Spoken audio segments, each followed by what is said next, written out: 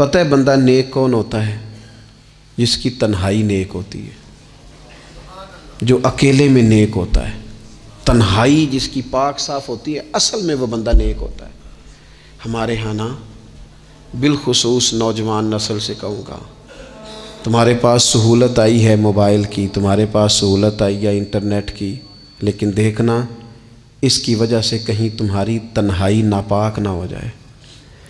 دیکھنا اس کی وجہ سے کہیں تمہارا وہ اکیلے میں جو تمہارا رب رسول سے رشتہ جڑنا چاہیے تھا، سجدے کا نور ہونا چاہیے تھا، اچھی منصوبہ بندی کرنی چاہیے تھی، وہ میلا کچیلا نہ ہو جائے۔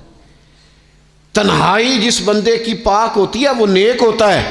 محفل میں تو ساری اچھی اچھی باتیں کرتے ہیں، محفل میں تو سارے لوگ ہی نیک ہوتے ہیں۔ یہ صحیح بخاری میں حدیث ہے، نبی اکرم صلی اللہ تعالیٰ علیہ وسلم نے فرمایا، میں اپنی امت کے کچھ ایسے لوگوں کو جانتا ہوں جو قیامت کے دن تہامہ پہاڑ کے برابر نیکیاں لے کے آئیں گے۔ تہامہ پہاڑ تھا ایک بڑا سفید رنگ کا، اس پہاڑ کے برابر وہ نیکیاں لے کے آئیں گے، لیکن فرمایا اللہ تعالیٰ ان کی نیکیوں کو ہوا میں اڑا دے گا۔ حضرت ثوبان رضی اللہ تعالیٰ عنہ نے عرض کی، یا رسول اللہ صلی اللہ تعالیٰ علیہ وسلم ہمیں یہ معاملہ کھول کر بیان کر دیں۔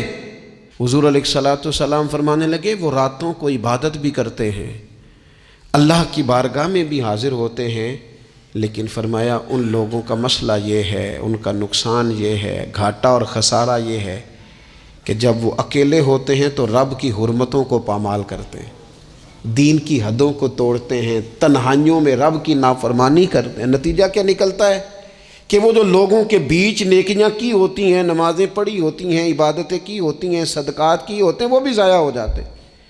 اگر یہ لوگ اپنی تنہائی پاک کر لیں تو ان کی باقی ساری عبادتیں بھی محفوظ ہو جائیں گی۔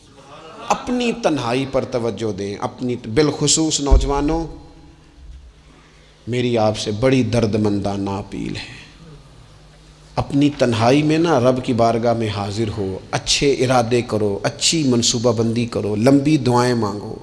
اکیلے جب ہو تو پھر نا وضو کر کے رسول پاک کی بارگاہ میں درود و سلام پڑھو، دلوں کو قوت ملے گی، حافظے مضبوط ہوں گے، تمہارے چہروں پر روشنی آئے گی۔